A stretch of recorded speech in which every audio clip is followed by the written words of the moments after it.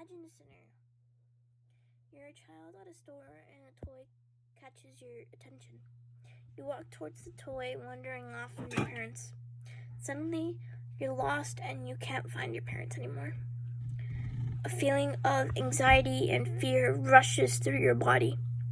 The same feeling is being felt by kids who are being separated from their parents and are being detained at the border. According to a New York Times article, there are currently 545 children whose parents haven't been found yet and feel all alone. This feeling of desperation is mutual for both the parents and the kids because the parents also have no idea how their kids are doing or how they're being treated, if they're safe, if they're healthy, even if they're ever going to see them again. This is due to the zero-tolerance policy that was signed under the President Trump's administration. However, the cages, as the media describes them, in which the kids are being detained in, were constructed under the Obama administration. This created somewhat of a partisan issue. However, this should be turned into a humanitarian issue as innocent kids have been involved and are being hurt. I'm sure no parent would ever want to risk seeing their kids suffer or not knowing when they're going to see their kids again if it didn't mean going to a much safer country than where they came from. According to Homeland Security, some of these parents make up the 46,508 immigrants seeking asylum in America because they thought they would be in a safer country. For now, I would like to describe how this whole zero-tolerance policy even started and what it entails. The act was signed on April 6, 2018 and was suggested by the Attorney General Jeff Sessions. The policy was meant to decrease the number of immigrants crossing the border illegally. However, controversial images exposed the conditions in which the children were living at the detention centers at the border.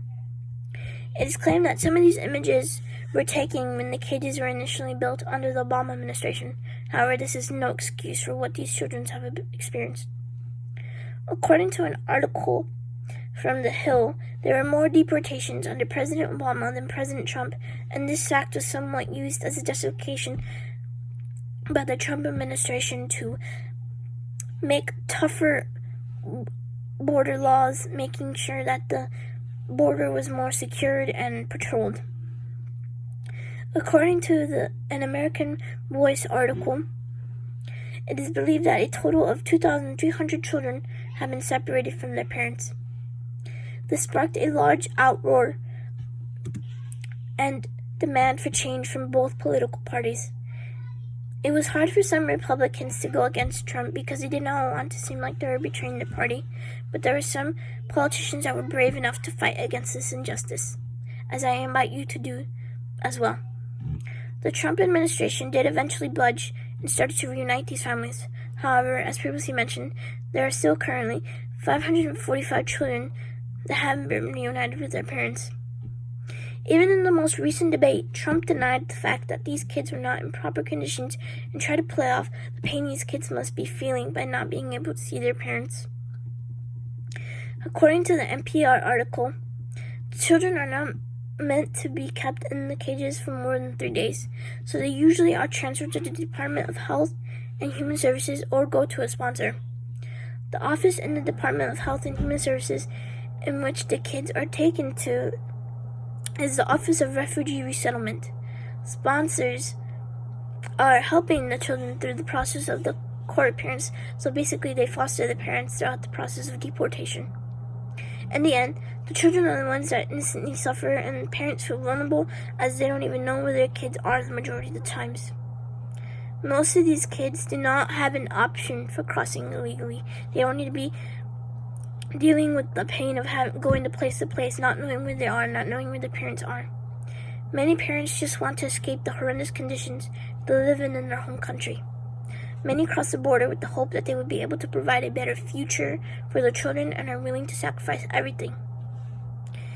It has been documented and proven that many of these children held in the detention centers go through a series of abuse while detained in the cages. As citizens, we have the power and the right to defend these innocent children and make sure their voices are heard, and make sure that they are reunited with their parents and are in safe conditions.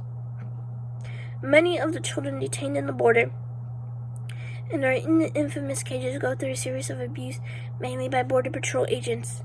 According to the Human Rights Watch article, children held in the Arizona Center have reported that they've been groped or have had their genitals touched by a border agent.